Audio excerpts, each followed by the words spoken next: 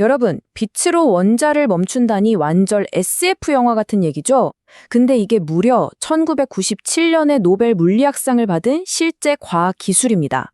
오늘은 바로 이 빛을 이용해서 원자를 식히고 심지어 덫에 가두기까지 하는 이 놀라운 방법에 대해서 한번 제대로 파헤쳐 보겠습니다. 자, 그럼 시작해 볼까요? 우리가 지금 숨쉬고 있는 이 공기요. 우리 눈에는 그냥 텅 빈 것처럼 보이지만 사실 그 안은 엄청난 혼돈의 현장입니다. 원자랑 분자들이 마치 거대한 록 콘서트의 모시핏처럼 정말 미친 듯이 서로 부딪히고 움직이고 있거든요. 우리 주변 공기 분자들이 평균적으로 얼마나 빨리 움직이는지 아세요? 이게 무려 초속 500m입니다.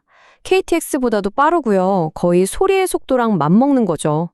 눈에 보이지도 않는 이 작은 입자들이 지금 이 순간에도 우리 주변을 이렇게나 맹렬하게 날아다니고 있는 겁니다. 속도만 빠른 게 아니에요. 단 하나의 분자가 1초 동안 다른 분자들이랑 부딪히는 횟수가 자그마치 10억 번입니다. 10억 번이요. 와, 이건 뭐 상상조차 하기 힘든 숫자죠. 우리가 온도나 압력이라고 느끼는 게 바로 이 끊임없는 충돌 때문에 생기는 현상입니다. 자, 그럼 한번 정리를 해볼까요?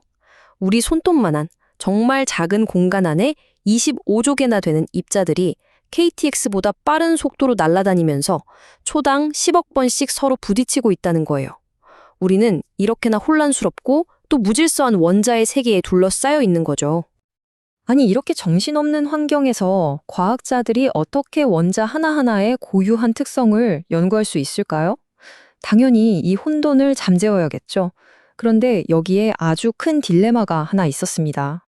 딜레마가 바로 이거예요. 원자를 제대로 보려면 움직임을 늦춰야 하잖아요. 그러니까 온도를 낮춰야 한다는 건데.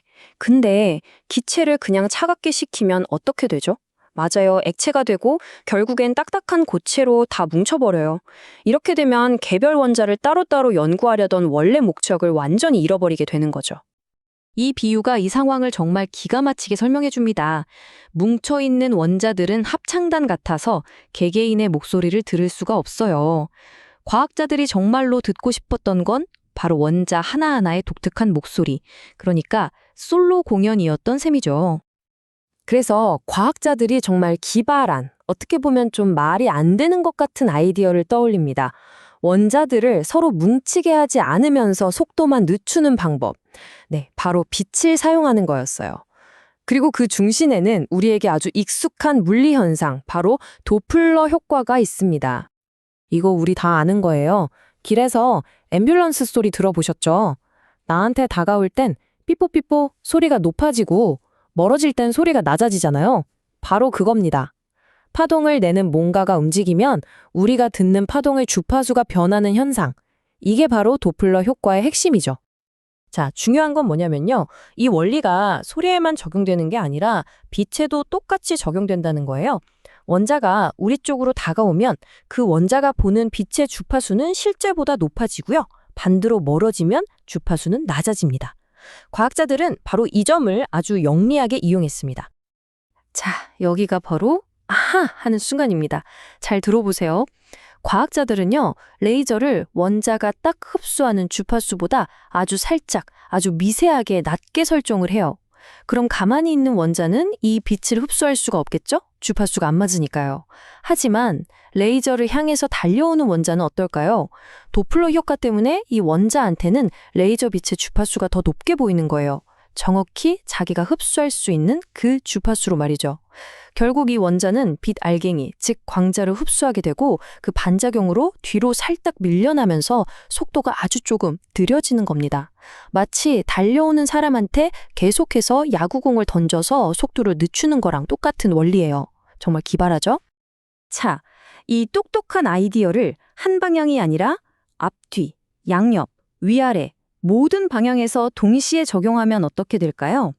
네, 원자를 완벽하게 멈춰 세울 수 있게 됩니다. 과학자들은 이 기술에 아주 재밌는 이름을 붙였어요. 바로 광학 당밀입니다. 말 그대로 빛으로 만든 끈적끈적한 꿀 같은 거죠. 세 쌍의 레이저 빔을 서로 마주보게 쏴서 X, Y, Z 모든 축에서 원자를 가둬버리는 거예요. 원자는 이제 어느 방향으로 움직이려고 해도 자기를 향해 다가오는 레이저 빛을 흡수하고는 속도가 확 느려져 버려요. 정말 끈적한 당밀 속에 빠진 것처럼 움직임이 극도로 둔해지는 겁니다. 실제 장치는 이렇게 생겼습니다. 6방향에서 오는 레이저 빔이 광학 당밀을 만들고요. 여기에 자기장을 추가해서 원자가 혹시라도 중앙에서 벗어나지 않도록 꽉 붙잡아 두는 거죠. 이게 바로 그 유명한 자기광학 덫의 기본 원리입니다. 자, 좋습니다. 이제 우리는 원자를 거의 멈춰 세우고 덫에 가두는 방법까지 알게 됐어요. 근데 그래서요? 이게 도대체 왜 그렇게 중요하고 대단한 일일까요? 이 기초과학이 우리 삶을 어떻게 바꾸었을까요? 아마 많은 분들이 이런 질문을 하실 거예요. 그래서 이걸로 뭘 할 수 있는데? 당연한 질문이죠. 고작 원자 몇 개 통제하는 게 무슨 실용적인 가치가 있냐는 겁니다. 이 질문에 대한 가장 멋진 대답은 아마 19세기 물리학자 마이클 패러데이의 이 유명한 일화가 아닐까 싶어요. 당시 재무장관이 전기가 대체 무슨 쓸모가 있냐고 물으니까 패러데이가 이렇게 답했다고 하죠. 기초과학의 가치는 당장 눈에 보이지 않더라도 미래에 엄청난 잠재력을 가지고 있다는 걸 이보다 더 잘 보여주는 말은 없을 겁니다. 그리고 레이저 냉각 기술은 그 잠재력을 이미 현실에서 증명하고 있습니다. 원자의 움직임을 거의 완벽하게 제어할 수 있게 되면서 우리는 상상도 못할 정도로 정확한 원자 시계를 만들 수 있게 됐거든요. 이게 바로 우리가 매일 쓰는 GPS의 정확도를 높이는데 결정적인 역할을 했습니다. GPS 위성시계의 아주 작은 오차가 땅에서는 몇 미터의 위치 오차로 나타나거든요. 더 정확한 시계 덕분에 우리 내비게이션이 길을 더 잘 찾는 거예요. 또 아인슈타인이 70년 전에 예측만 했던 물질의 새로운 상태, 그러니까 수많은 원자들이 마치 하나의 거대한 슈퍼 원자처럼 행동하는 보스-아인슈타인 응축을 실제로 만들어내는 데 성공했고요. 이건 미래의 원자 레이저나 아주 작은 전자폭풍 갱발로 이어질 수 있는 새로운 문을 활짝 연 셈이죠.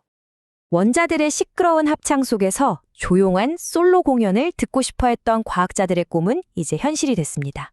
우리는 원자 하나하나를 보고, 만지고, 마음대로 제어할 수 있는 시대에 살고 있는 거죠.